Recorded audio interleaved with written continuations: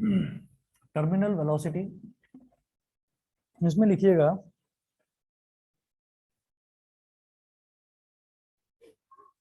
The maximum constant velocity acquired by a body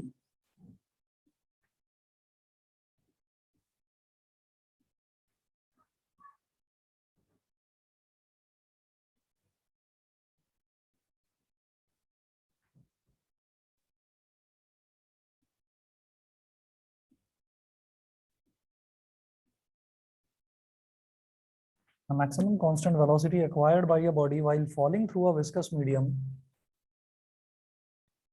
while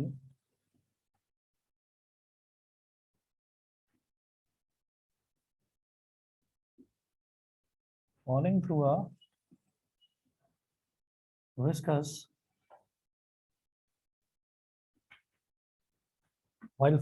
a viscous medium is called its terminal velocity.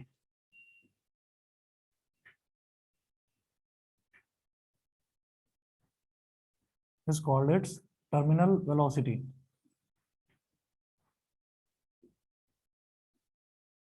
ठीक है, इसमें एक बड़ा interesting behaviour है जो कि लिक्विड्स का देखने को मिलता है, लेकिन जो मोशन है, मोशन हम देखेंगे सॉलिड का, लेकिन सॉलिड का मोशन कहाँ, लिक्विड के अंदर। तो वो इंटरेस्टिंग बिहेवियर क्या है, देखिए ऐसा होता है कि जैसे मान लीजिए हमने देखा कि कोई भी मैंने सॉलिड लिया और उस सॉलिड को ऐसे ही थोड़ा सा हम, हाँ, किसी हाई राइज बिल्डिंग पर गए और हमने चलिए fourth fifth six seventh floor पर कहीं पर भी हमने पहुंचकर हमने उसको नीचे गिरा दिया। तो जब हम उसको नीचे गिराते हैं तो हमने ये देखा कि पहले हम फर्स्ट फ्लोर तक गए, फर्स्ट फ्लोर से हमने गिराया और नीचे कोई कांच का कोई चीज हमने ले ली और हमने कहा कि फर्स्ट फ्लोर से गिराया तो कांच थोड़ा सा स्ट्रांग था, ठीक है। अब वहां से हमने किसी चीज को नीचे गिरा दिया तो उसके वो कांच जो है वो बिल्कुल सही सलामत रहा, वो टूटा नहीं।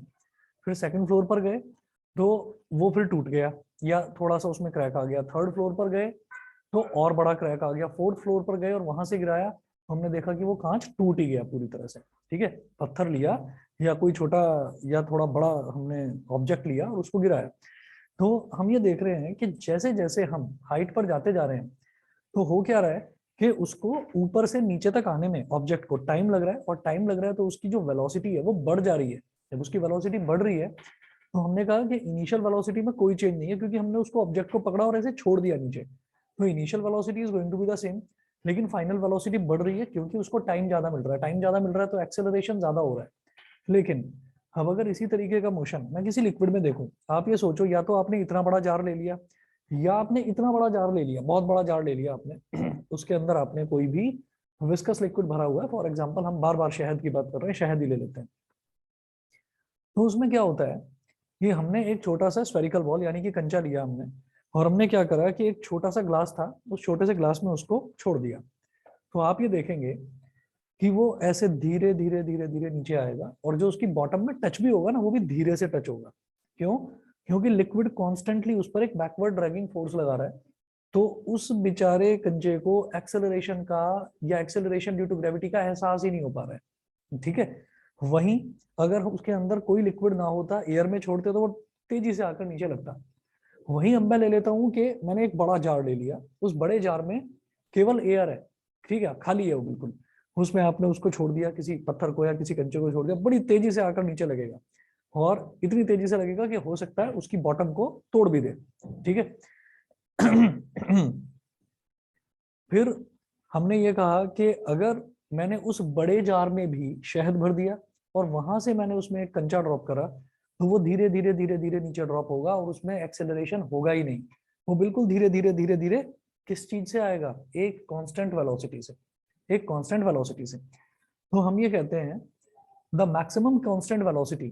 अब ऐसा तो है नहीं कि वो शुरुआत से ही उतनी ही वेलोसिटी थी उसकी, जरा सा मतलब एक इंस्टेंट लगेगा उसको, थोड़ा सा वो डिस्टेंस ट्रेवल करेगा, उतने डिस्टेंस में उसकी वेलोसिटी बढ़ेगी क्योंकि इनिशियली हमने उसको ताकत नहीं लगाई, हमने उसको छोड़ा है बस। तो वो जरा सा डिस्प्लेसमेंट यानी कि जरा सा लिक्विड उसको वो मतलब उसके थ्रू वो पास हो जाएगा और तब उसकी एक वेलोसिटी वो एक्वायर कर लेगा और फिर उसी वेलोसिटी से वो नीचे गिरेगा विदाउट एनी एक्सेलरेशन। वो जो वेलोसिटी है उसको ना मैं इनिशियल वेलोसिटी बोल सकता हूँ ना मैं फाइनल वेलोसिटी बोल सकता हूँ, तो उसको हमने टर्मिनल वेलोसिटी का नाम दे दिया। टर्मिनल वेलोसिटी से ज्यादा वेलोसिटी वो एक्वायर नहीं कर पाता मैक्सिमम वेलोसिटी होती है और उसी वेलोसिटी से वो नीचे धीरे धीरे आके नीचे गिर जाता है। ठीक है,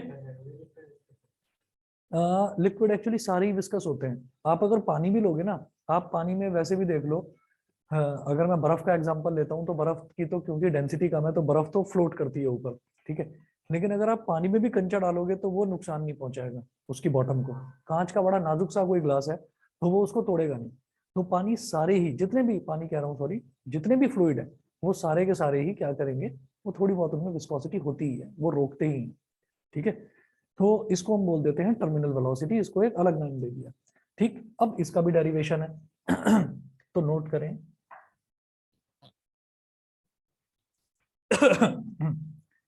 डेरिवेशन को डिडक्शन भी बोल देते हैं। डिडक्शन का मतलब जैसे जो अकाउंटेंसी वाले बच्चे हैं उनको तो लगता होगा डिडक्शन का मतलब टैक्स को काट देना, टैक्स डिडक्शन। ठीक, डिडक्शन का मतलब किसी फॉर्मूले को डिराइव करना भी होता है। तो लिख लीजिए यहाँ, deduction of the expression for critical velocity.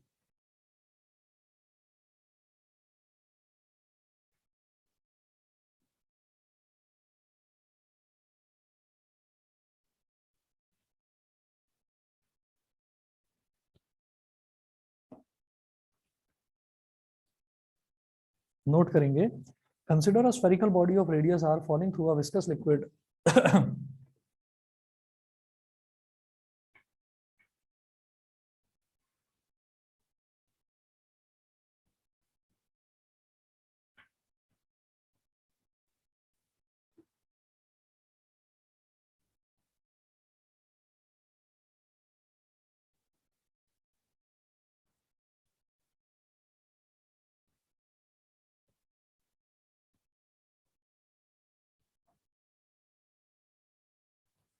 Consider a spherical body of radius r falling through a viscous liquid of density sigma and coefficient of viscosity eta.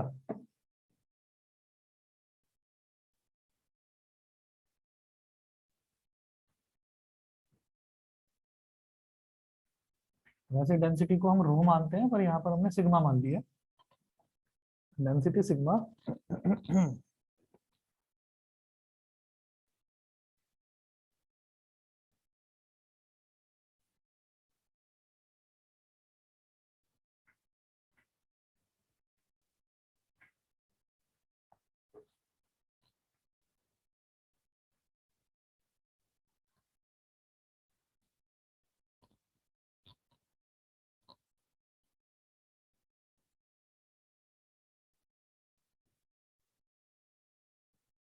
and coefficient of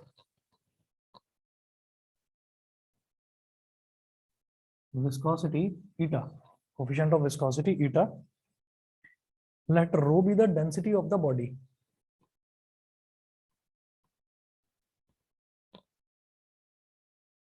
Let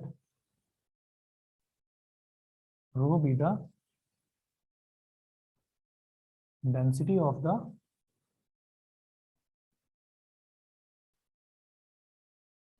let rho be the density of the body. ठीक है, तो एक spherical body ले ली, उसका radius are है और वो जिस लिक्विड के थ्रू पास कर रही है, धीरे धीरे नीचे गिर रही है, उस लिक्विड की डेंसिटी सिग्मा है, उस लिक्विड का कोफिशिएंट ऑफ विस्कोसिटी ईटा है, और वो जो सॉलिड है उस सॉलिड की डेंसिटी रो है। ठीक है, अब आप यहाँ पर नोट करेंगे, as the liquid falls through the as the solid falls through the liquid,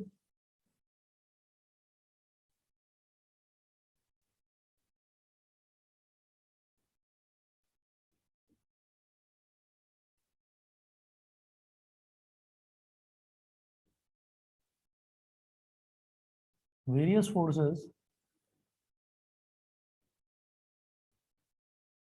acting on the solid are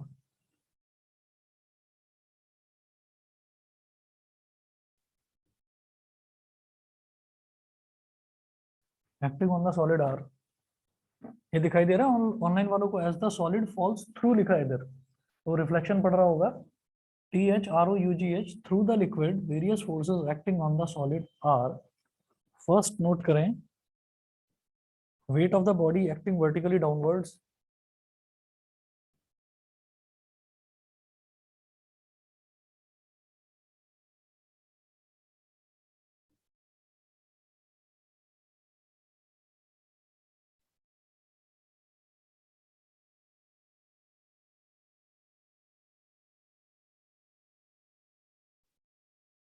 wait of the body acting vertically downwards, तो वेट क्या होगा,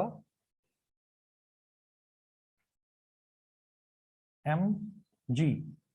अब ये मास जो है वो बॉडी का, वो हम किस तरह से निकालेंगे, आप ये देखिएगा कि बॉडी क्या है, एक स्फेरिकल बॉडी है, स्फेरिकल बॉडी, स्फेरिकल बॉडी मतलब स्फीयर हो गया, तो स्फीयर का जो मास मुझे निकालना है, तो मास को मैं इस तरह से निकाल सकता हूँ, मैं यहाँ साइड में लिख रहा हूँ कि स्फीयर का let rho be the density of the body, यानी कि उस स्फीयर की डेंसिटी को मैंने रो माना है, तो रो इज इक्वल टू क्या हो जाएगा, मास अपॉन वॉल्यूम। ठीक है, और वॉल्यूम क्या होती है स्फीयर की, 4/3 पाई आर क्यूब, तो एम इज इक्वल टू रो भी लिख दूंगा, ये समझ में आ गया। कैपिटल वी, स्मॉल वी तो वेलोसिटी के लिए होता है, तो डब्ल्यू क्या हो गया, एम की जगह मैं लिख दूंगा रो वी जी, और वी क्या होगा, volume of sphere, rho into 4/3 pi r cube into g, चाहे तो साइड में लिख लेना volume of sphere is equal to 4/3 pi r cube, 4/3 pi r cube, तो पहला तो फोर्स ये हो गया जो वेट लगेगा उसका नीचे की तरफ। सेकंड, सेकंड नोट करें, upward thrust equal to weight of the liquid displaced.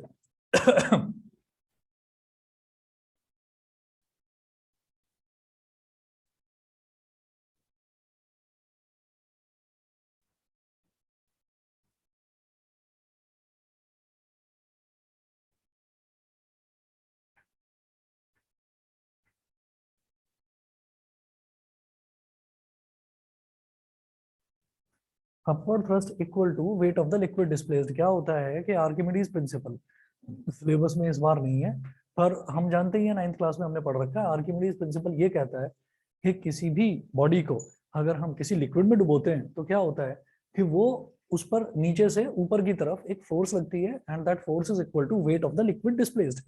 जितना उसने लिक्विड डिस्प्लेस कर दिया उसके वेट के बराबर होता है वो। ठीक है, तो उस अपवर्ड थ्रस्ट को हमने बोल दिया यू, कैपिटल यू। तो यहाँ पर क्या था, वेट ऑफ द बॉडी, यहाँ पर क्या है, वो अपवर्ड थ्रस्ट कितना लगेगा, अपवर्ड थ्रस्ट, अपवर्ड थ्रस्ट भी तो एक फोर्स है। ठीक है, तो wait of the liquid displace, और वेट जो है वो भी एक फोर्स है, तो wait of the liquid displace, कितना लिक्विड डिस्प्लेस कर रहा है वो, लिक्विड का मास अगर कैपिटल एम है तो लिक्विड का मास कैसे निकालूंगा, ऐसी डेंसिटी इंटू वॉल्यूम, तो डेंसिटी ऑफ व्हाट, लिक्विड, और वॉल्यूम ऑफ व्हाट, लिक्विड।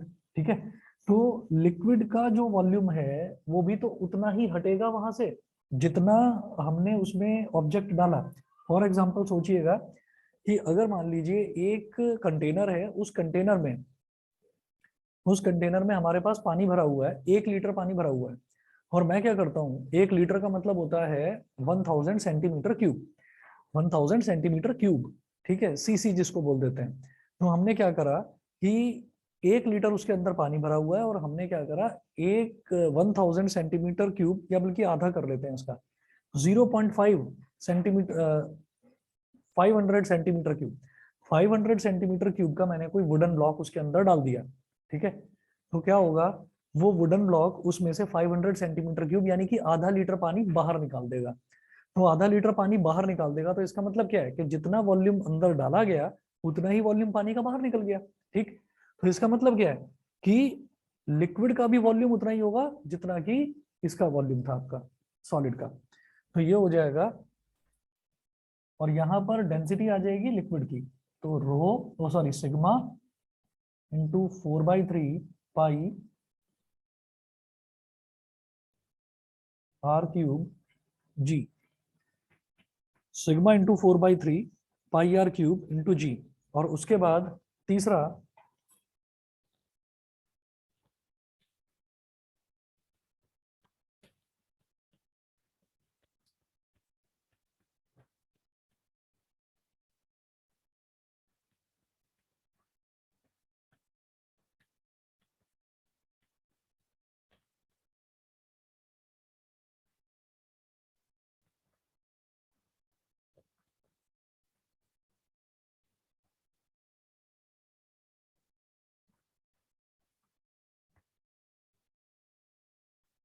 अच्छा, इसके ना जैसे अब ये टर्मिनल वेलोसिटी है, टर्मिनल वेलोसिटी स्टोक्स लॉ, ठीक है।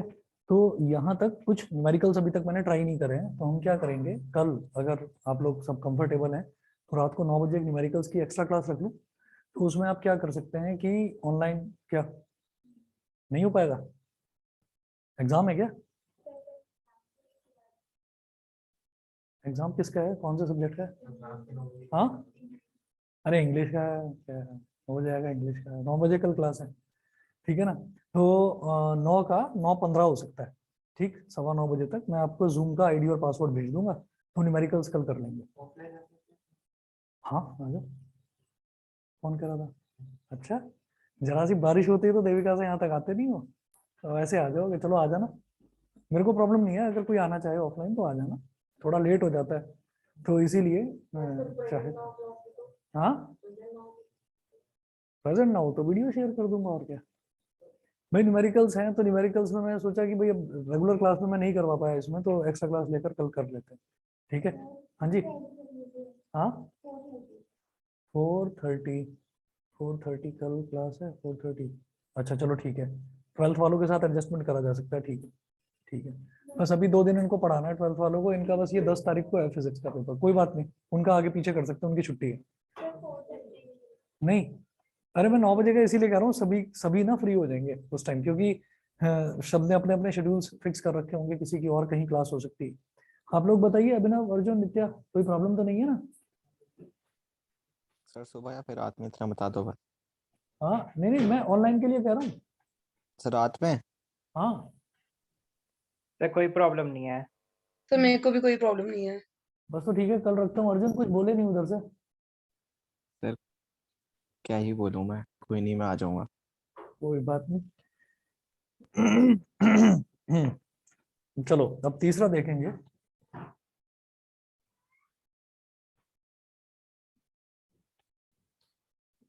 तीसरा फोर्स कौन सा लगेगा, वही जो अभी अभी पढ़ा है, विस्कस फोर्स, ठीक है। एक अपवर्ड फोर्स लग गया, एक वेट ऑफ द सॉलिड लगा नीचे की तरफ, और एक लगेगा विस्कस फोर्स। तो इसको नोट करेंगे कि force of viscosity,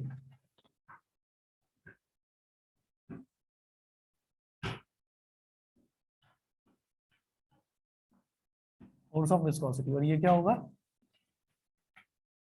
F is equal to 6π η r v, ठीक है। एक छोटा सा डायग्राम बना लीजिए इसको समझने के लिए।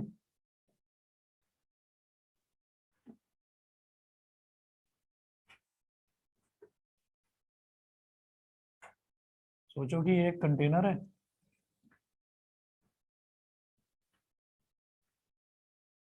इस कंटेनर में लिक्विड भरा हुआ है, और एक इसके अंदर हमने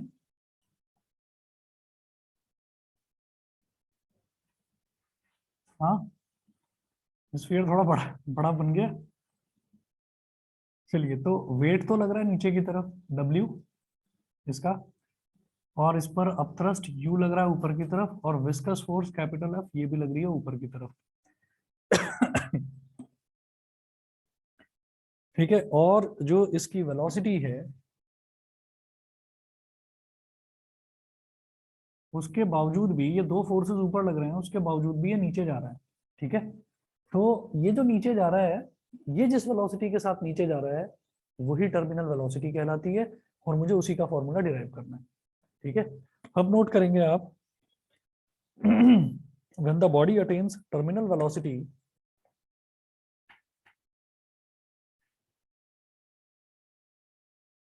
when the body attains terminal velocity,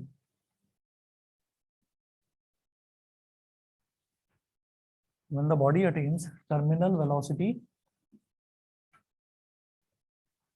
तो ये जो ऊपर वाली फोर्स है और ये जो नीचे वाली फोर्स है, वेट, इसका बॉडी का वेट, और ये जो U और F है, ये दोनों तो एक दूसरे को बैलेंस कर देंगे, ठीक है। तो हम ये कहेंगे U plus F is equal to W। सवाल ये उठता है दिमाग में, ये आता है कि अरे यही तो फोर्स इस पर ऊपर लग रही है और यही फोर्स इस पर नीचे लग रही है, अगर दोनों ने एक दूसरे को बैलेंस कर दिया तो फिर ये चल कैसे रहा है? तो हमने ये कहा कि हम एक्सेलरेशन को तो यहाँ पर काउंट कर ही नहीं रहे थे, ठीक। तो हमने ये कहा कि जब एक्सेलरेशन को काउंट नहीं कर रहे, उसके बावजूद भी ये नीचे जा रहा है, इसका मतलब क्या है कि ये जो बैकवर्ड ड्रैगिंग फोर्स है ना, एक तो अपथ्रस्ट हो गया और एक विस्कस फोर्स हो गया, इसने क्या कर रखा है, इसने उसके एक्सेलरेशन को नलीफाई कर रखा है कि उसकी वेलोसिटी ना बढ़ पाए। सोचो कि अगर यहाँ लिक्विड नहीं होता तो फिर ये किसी के रोके नहीं रुकता, ये इतनी तेज गिरता और एक एक्सेलरेशन के साथ गिरता, यानी कि इसकी वेलोसिटी लगातार बढ़ती चली जाती। अब क्या है कि ये जो बैकवर्ड ड्रैगिंग फोर्स है, ये इसके वेट को बैलेंस करके क्या कर रहे हैं कि इसका जो एक्सेलरेशन है, उस एक्सेलरेशन को ये कैंसिल आउट कर रहे हैं। ठीक है, अब आप देखो कि u प्लस एफ, तो आपको क्या करना है, अब इसमें सिर्फ और सिर्फ वैल्यूज डालनी है। u की वैल्यू हो गई sigma 4/3 pi r cube into g, plus F की वैल्यू क्या हो गई, हाँ 6 पाई ईटा, 6 पाई ईटा आर बी। ठीक, उसके बाद देखिएगा कि w कितना है, w है रो 4/3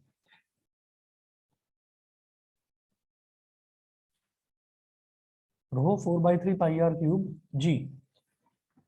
ये हो गया। ये करने के बाद में अब हम क्या करेंगे, 6 पाई ईटा आरवी को इधर छोड़ देंगे सिर्फ और इसको उधर ले जाएंगे। रीजन क्या है, I am interested in calculating this velocity, terminal velocity. तो ये ऐसे हो जाएगा 6 pi eta r v is equal to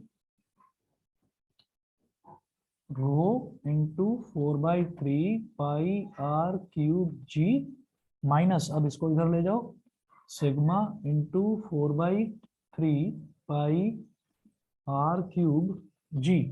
ये हो गया। अब बीच वाले पोर्शन में कर रहा हूँ इसको आगे।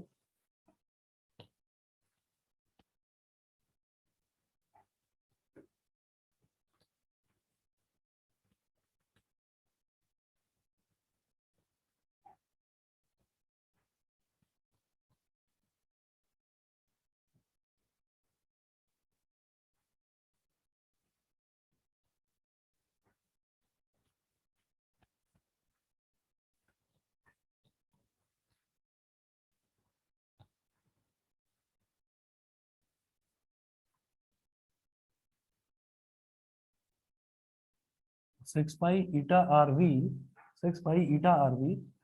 इज इक्वल टू, यहाँ पर क्या करो, 4/3 पाई आर क्यूब जी, इसमें भी है और इसमें भी है, तो 4/3 पाई आर क्यूब को तो पहले निकालो कॉमन, ऐसे 4/3 पाई आर क्यूब, और ब्रैकेट में क्या आ जाएगा, रो माइनस सिग्मा,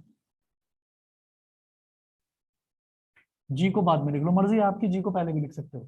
ठीक है ना, कॉमन ले लिया, 4/3 पाई आर क्यूब जी दोनों ही एक्सप्रेशंस में है।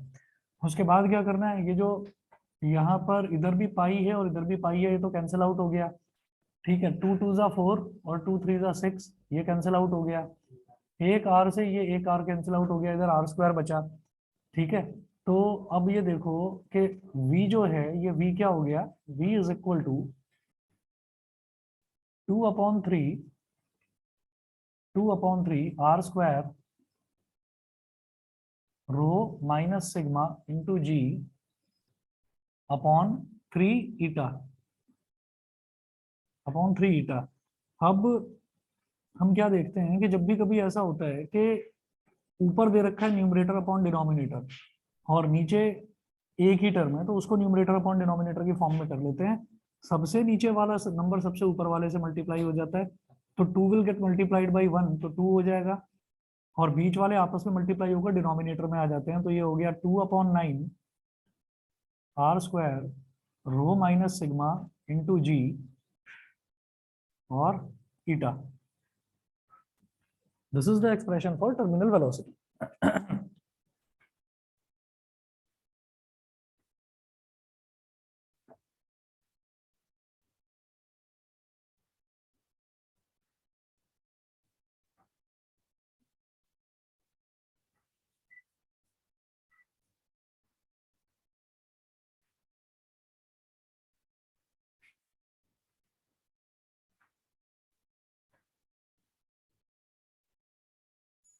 This is the expression for terminal velocity. समझ में आ गया होगा रुद्रांश? हाँ, ठीक है।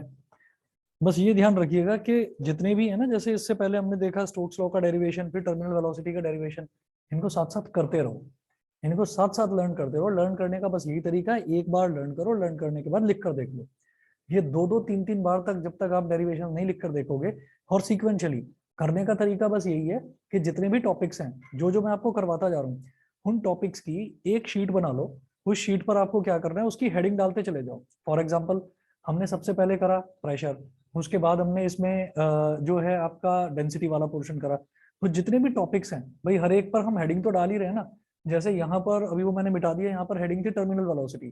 टर्मिनल वेलोसिटी, उसके बाद में हमने करा deduction of expression for terminal velocity. तो टर्मिनल वेलोसिटी लिखा, फिर उसका डेरिवेशन लिखा, ऐसे ही पहले स्टोक्स लॉ लिखा, फिर उसका डेरिवेशन लिखा। तो सिर्फ टॉपिक्स लिखते चले जाओ, अंदर कुछ नहीं करना। और आपके पास फिर ये हो जाएगा कि इस चैप्टर में मेरे पास 15, 16 या 17 टॉपिक्स हैं। ठीक, 15, 16 या 17 टॉपिक्स हैं, मान लीजिए चलिए 20 टॉपिक्स हैं। तो इतना डेली का अपना टारगेट बनाकर चलना कि 20 को भी चलो बढ़ाकर हमने 21 कर लिया। ये हम डेली अगर 3-3 टॉपिक भी करते चले जाएं तो मैकेनिकल प्रॉपर्टीज ऑफ फ्लूइड्स, ये अब जो आपका टर्म 2 है, इसके बड़े चैप्टर्स में से एक माना जाता है। थर्मोडायनेमिक्स बड़ा नहीं है, थर्मल प्रॉपर्टीज ऑफ मैटर बड़ा है। ठीक है, तो अब अगर हम इसमें एक हफ्ता भी सोचें तो एक हफ्ते में हमारा इतने आराम से हो जाएगा, हमको कोई प्रेशर भी महसूस नहीं होगा। आप ये देखिएगा कि आपने, और मैं तो 3-3 बोल रहा हूँ टॉपिक, एक स्टोक्स लॉ हो गया, एक उसका डेरिवेशन हो गया, एक टर्मिनल वेलोसिटी की डेफिनेशन हो गई, एक उसका डेरिवेशन हो गया। तो ये 4 टॉपिक्स हो गए, और ये आप ना एक फ्लो में आराम से कर सकते हो। अगर आप लर्न करने बैठोगे ना, आपको 40 मिनट 45 मिनट से ज्यादा लगेगा नहीं। ये पता है कब? ये तब जब हमने आज ही करा है इसको, हमने आज ही करा है। क्योंकि नहीं तो क्या होगा, नहीं तो बीच में अटकोगे।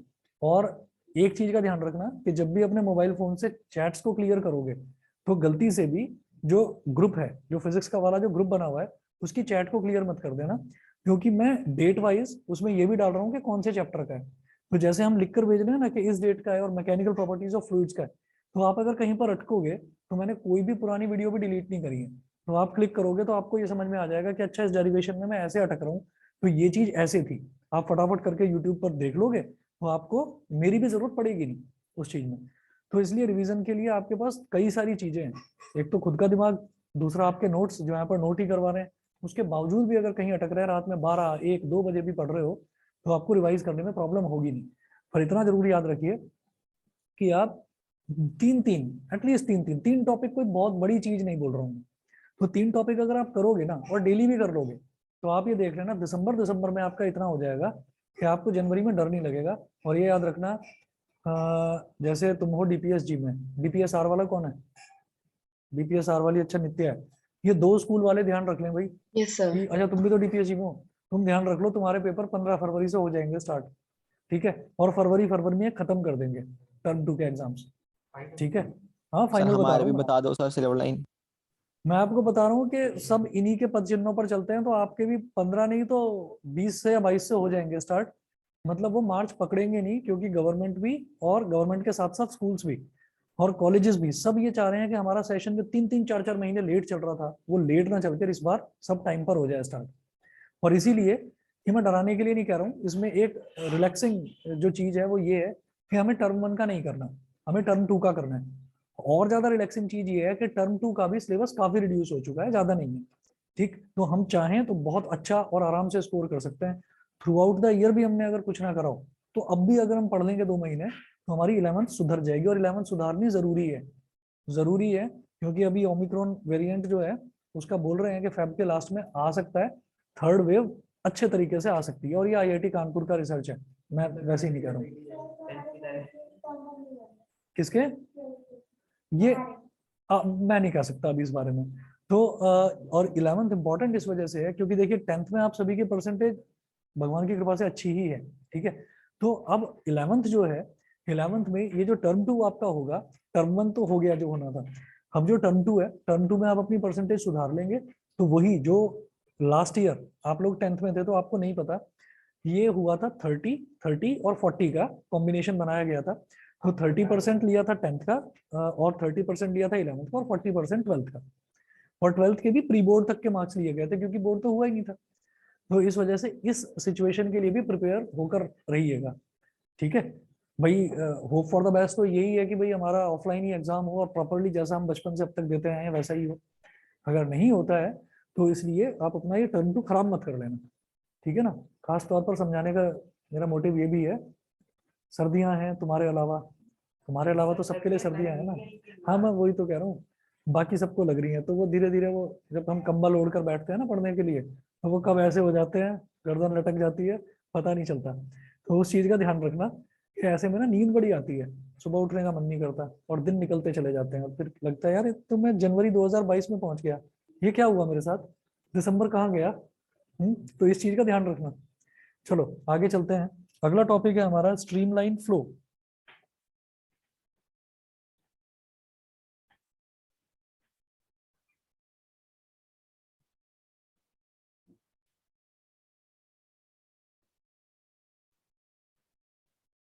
दो तरीके के फ्लोज हैं। लिक्विड फ्लो किस तरीके से करता है, ऐसा तो है नहीं कि मैंने लिक्विड चलाया या मान लीजिए टैप वाटर हम यूज कर रहे हैं तो मैंने टैप को ऑन करा तो वो लिक्विड फैल गया पूरे वॉशरूम में, ऐसा तो नहीं होता ना। वो एक उसका एक स्ट्रीम लाइन होती है, एक स्ट्रेट लाइन में फ्लो करता है, ठीक है।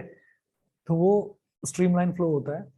एक दूसरे तरीके का भी फ्लो होता है, उसको टर्बुलेंट फ्लो बोलते हैं। तो स्ट्रीमलाइन फ्लो और टर्बुलेंट फ्लो है। और इसमें बहुत ज्यादा डिटेल में नहीं है, हालांकि टॉपिक बड़ा डिटेल्ड टॉपिक है, लेकिन सिलेबस में बहुत ज्यादा डिटेल में हमें जाना नहीं है, ठीक है। नोट करेंगे स्ट्रीमलाइन फ्लो की definition.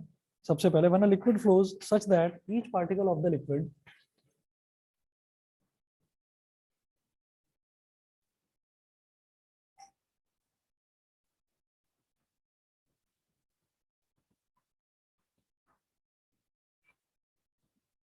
when a liquid flows such that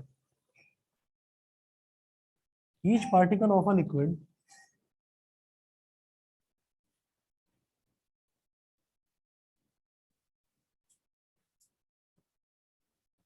when a liquid flows such that each particle of a liquid passing a given point moves along the same path.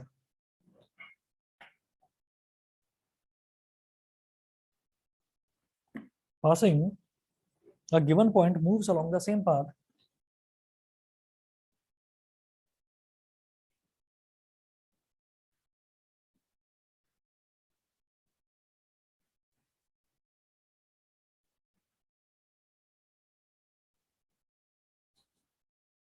Passing a given point moves along the same path and has the same velocity as its predecessor.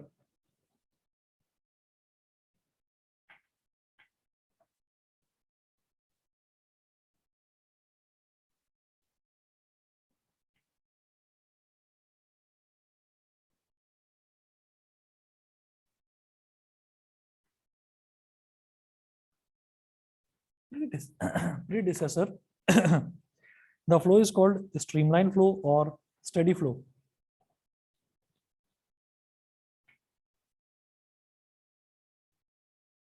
The flow is called a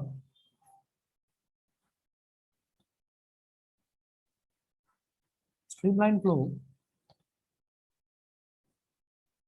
or steady flow. Streamline flow or steady flow.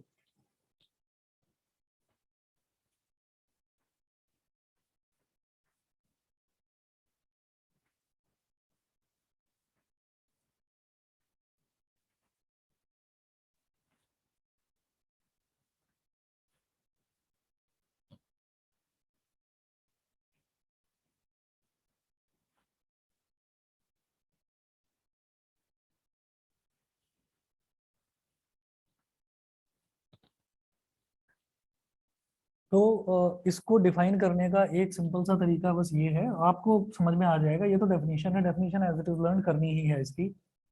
मान लीजिए ये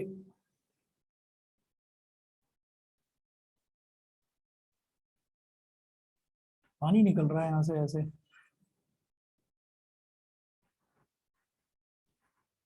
तो क्या होता है कि ये जो स्ट्रीमलाइन फ्लो है, स्ट्रीमलाइन फ्लो में क्या होता है कि अगर मान लीजिए ये वाला जो पानी का पार्टिकल है, ये वाला जो पानी का पार्टिकल है, ये भी अभी इसी पाथ से, अभी इसी ऊपर वाले पाथ से होकर गुजरा था, तो इसके पहले वाला जो पार्टिकल है वो भी उसी पाथ से होकर गुजरेगा with the same velocity along the same path, ठीक है।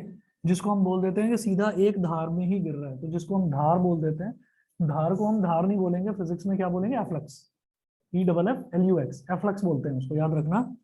ये जो हम बोलते हैं ना कि पानी की धार या धारा जो ये होती है, तो इसको फिजिक्स में बोला जाता है EFFLUX, एफ्लक्स, याद रखना। ठीक। और स्ट्रीमलाइन फ्लो क्या है? ये पानी की या किसी भी लिक्विड की एक स्ट्रेट धार, तो उसको हम क्या बोल देते हैं? उसको बोल देते हैं स्ट्रीमलाइन फ्लो, कि वो जो फ्लो है उसको स्ट्रीमलाइन फ्लो बोलते हैं, और जो सिंपल धार होती है उसको हम बोल देते हैं क्या? एफ्लक्स। इसके बाद अगला नोट करेंगे turbulent flow. Turbulent flow, TERBULENT, turbulent flow. ये कुछ कुछ उसी टर्ब्यूलेंस की तरह है जो जब कभी फ्लाइट में बैठते हैं तो उसमें एहसास होता है ना, समझ में ही नहीं आता कि ये प्लेन सीधा जा रहा है, टेढ़ा जा रहा है, उल्टा जा रहा है, कहाँ को जा रहा है। तो कई बार ऐसा होता है ना, जब मौसम खराब होता है और वो वाइब्रेशन होनी शुरू हो जाती है, तो हमें कई बार उसमें ऐसा लगता है कि है तो हम हवा में, हमें लगता ये है कि जैसे हमें कोई वाइब्रेट कर रहा है, हमें कोई शेक कर रहा है उसमें बिठाकर। तो टर्ब्यूलेंट फ्लो क्या है? ये भी उसी के जैसा है। डेफिनेशन नोट करें पहले इसकी। When the liquid velocity exceeds a certain limiting value,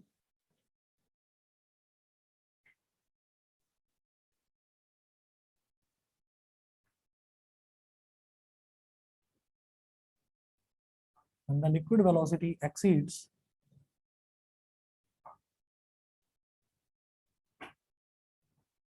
a certain limiting value, when the liquid velocity exceeds a certain limiting value, comma, called critical velocity,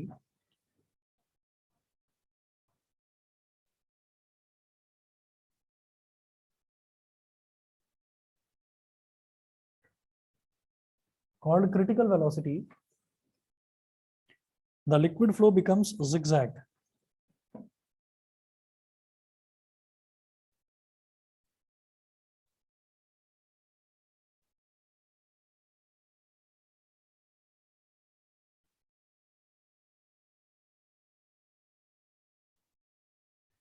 The liquid flow becomes zigzag.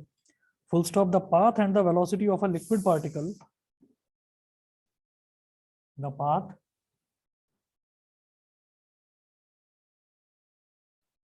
and the velocity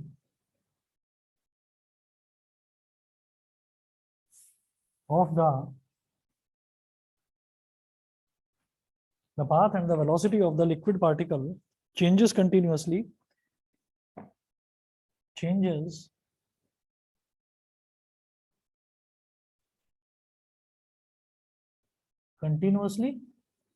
comma, haphazardly, HAPHAZARDLY, haphazardly का मतलब उल्टी सीधी किसी भी direction में, ठीक है, उल्टा सीधा टेढ़ा मेढ़ा, उसको haphazardly बोल देते हैं, haphazardly. This flow is called turbulent flow. This flow is called turbulent flow. Online वालों को दिखाई दे रहा है? Yes sir. ठीक है, this flow is called turbulent flow. Yes sir. ठीक है, टर्बुलेंट फ्लो इसमें क्या है कि जब एक सर्टेन लिमिटिंग वैल्यू, जिसको हम क्रिटिकल वेलोसिटी बोल देते हैं, तो लिक्विड की वेलोसिटी जब उससे एक्सीड कर जाती है, कैसे करेगी एक्सीड?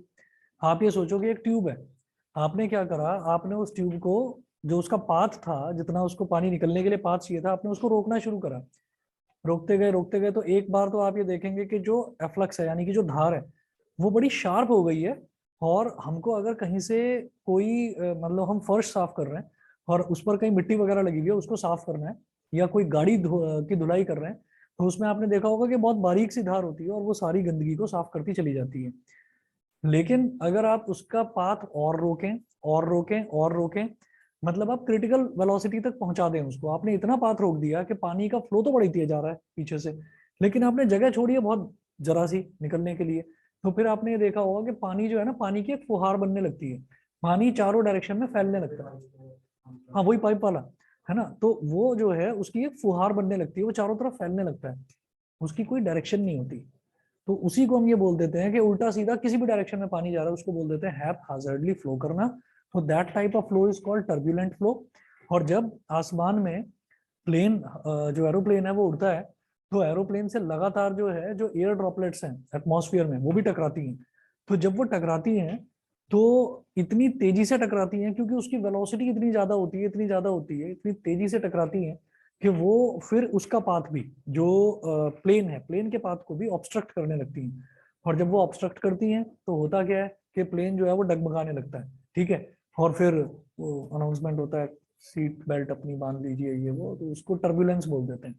तो वो इस टर्बुलेंट फ्लो से ही रिलेटेड है, और वो तभी होता है जब हम कहीं बहुत ऊपर आसमान में कहीं क्लाउडी एटमॉस्फेयर में पहुंच जाते हैं, ठीक है। जब क्लाउडी एटमॉस्फेयर नहीं होता तब तो वो स्मूथली चलता ही रहता है, ठीक है। तो आज इतना ही करते हैं, और कल आप 9:15 बजे मैं इसके यहाँ तक के जो न्यूमेरिकल्स हैं वो आपको करवाऊंगा कल।